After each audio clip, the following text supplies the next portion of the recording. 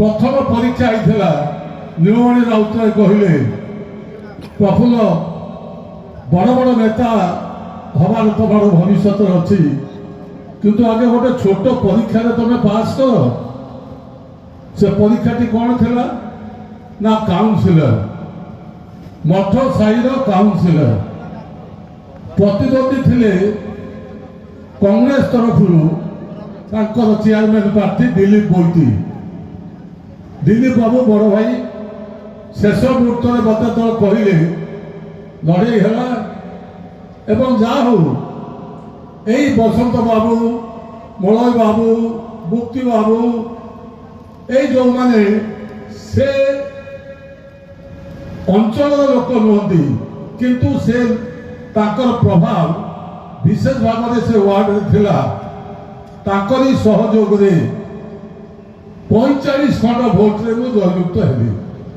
किंतु समस्ते भाभी कांग्रेस जीतब कांग्रेस समर्थित प्रार्थी दिलीप बाबू जीतबे किंतु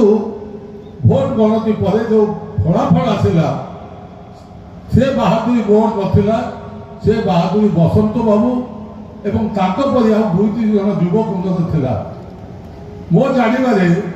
ये विजयानंद क्लब को विजु बाबू आसतु से मत माधव कहले टे बुझा कौन विजु बाबू जन साधारण लोक ना आम क्लब को जी किंतु बसंतर इच्छा निश्चित विजु बाबू आसवे खाली आपण कहतु आप जानी विजु बाबू विजयानंद क्लब को आसिले एवं जेतेबेले बसंत जाए तार मध्य भी भेणी घर भुवनेश्वर विधानसभा सी भी डेप्यूटी सेक्रेटरी थे से समय विजु बाबू को पंचायत समस्या भद्रक समस्या संपर्क में अवगत कराए एवं बसंत आ अशोक नायक ये विजु बाबूर ये थिले दुई जन बिना फांडीर जमादार दलर कौन बड़ पदवी न थी से जो काम करुले आम पक्ष संभव नुहे समय स्वल्प तेणु से बसंत बाबू को पुणी थे स्मृति प्रति सम्मान जन कार्य प्रति सम्मान जन पिला को आशीर्वाद करी आपण जो मैंने आसती आपण मैंने भावे नहीं बसंत बाबू आपको छाड़ी चली जाइए सब बड़े भावे बसंत बाबू आपण सहित थिला अच्छी